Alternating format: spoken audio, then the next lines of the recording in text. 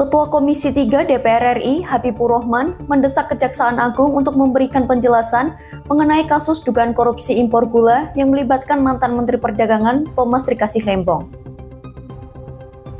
Politisi Gerindra tersebut menyebut konstruksi hukum kasus Tom Lembong tersebut sumir di mata publik. Orang dekat Prabowo itu menyatakan bahwa jika Kejagung tidak memberikan kejelasan mengenai kasus tersebut, anggapan publik bahwa kasus Tom Lembong merupakan politisasi hukum akan semakin menguat. Dia juga khawatir bahwa akan muncul penilaian bahwa pemerintahan Prabowo Subianto menggunakan instrumen hukum untuk kepentingan tertentu.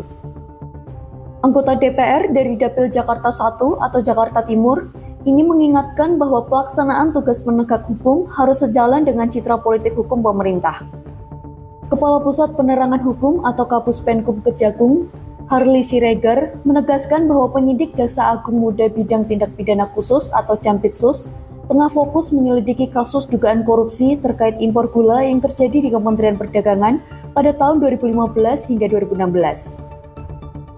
Kejagung telah menetapkan 2 tersangka dalam kasus ini, yaitu Thomas Trikasih Lembong atau TTL atau Tom Lembong yang menjabat sebagai Menteri Perdagangan pada periode 2015 hingga 2016 dan CS yang merupakan Direktur Pengembangan Bisnis PT Perusahaan Perdagangan Indonesia atau PPI.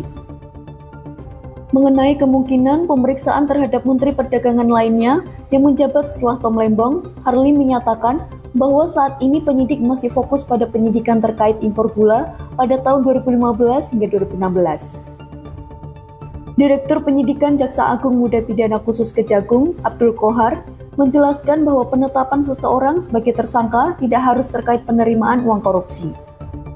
Ia merujuk pada Pasal 2 dan Pasal 3 Undang-Undang Nomor 31 Tahun 1999 yang diubah dengan UU Nomor 20 Tahun 2001 yang menegaskan bahwa korupsi tidak hanya berkaitan dengan memperkaya diri sendiri. Kohar menegaskan bahwa dalam 2 pasal tersebut, seseorang tidak harus mendapatkan keuntungan pribadi. Jika tindakan mereka menguntungkan orang lain atau korporasi sebagai akibat dari perbuatan melawan hukum atau penyalahgunaan wewenang, mereka dapat dimintai pertanggungjawaban pidana.